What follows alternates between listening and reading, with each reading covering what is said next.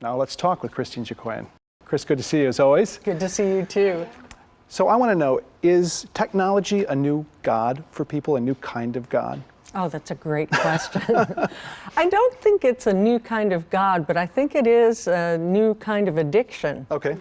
That we get so trapped in our devices that we end up looking at them more than we look at the people across the table from us. Yeah. Have you had any issues in the church that you work with around the introduction of technology into the life of church or worship or that kind of question? Yes, I remember Tom Long wrote a book called Worship Wars that talked about the difference between those who really love the traditional organ and worship service and those who were introducing things like the screen into and electric guitars and things into worship. We've had a little of that. Before I came to that church, apparently there were some edges about that, but it's been great. We have kind of a traditional service in the morning. Occasionally we'll have electronica. Most of the time it's the pipe organ, but then we have a Sunday evening service at 5 o'clock that really incorporates not only screen, but global music and acoustic music. So to this idea of distraction, I guess, I wonder if we can dig into that a little bit more, because all of this technology can be a good thing, right? Right. But if we're coming together in community in church, where's the role of silence that is played in that? And where's you talked about respecting the past, right? So we didn't have some of these things previously.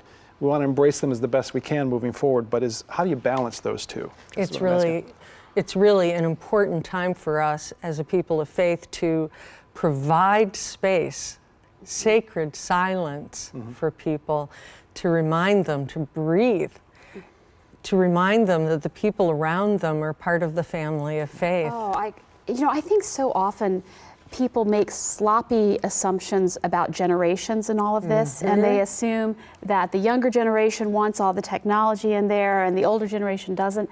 And I find it doesn't fall out that way. And in our congregation, it's the young people who really resist the introduction of technology because they say, we listen to PowerPoint presentations all day in school, all day at work. Could we have a place where we have silence? Right, exactly, exactly. We've even started to expand the silent time a little bit between things in worship, and having an instruction, an invitation, a welcome to do that allows people to set aside that incessant contact they have with all of the demands coming in. That social connectivity, I was saying to Lillian, so from 15 years ago when this was all beginning to pick up, right, my concern then, and it still is now, is are we just going to be talking to digital versions of ourselves?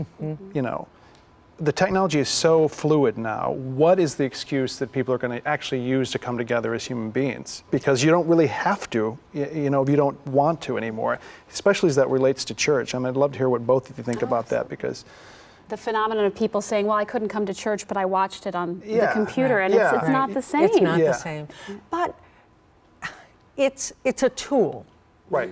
Technology is a tool, and if you're able to say the most important thing about being together is to have that sense of community. For someone who can't be there, it is a way to have community. Our daughter just graduated from University of Chicago, and she is now in Korea doing a year of mission work there, teaching English to underprivileged kids. We Skype all the time. And frankly, I talk more with her now while she's in Korea than I did when she was in Hyde Park. Right. So it's a tool. It can connect people, but it can't create relationships in that same way. It can't sustain them constantly. If you have no other choice, it is so much better than nothing. Some of our homebound are delighted to have it. Yeah. But that face-to-face, that touch, it's huge. It's interesting you mentioned Tom Long, because Tom says that every 50 years preaching has a nervous breakdown. That's a great expression. And that we think nobody's going to want to listen to somebody talk in church, and yet the tradition continues. Oh, it sure does. You know, we talk in our faith about a living word, and I really believe that. The word isn't dying anytime soon. It may have different ways of coming across, but it's still alive and well. Well, thank you for bringing the word to us today.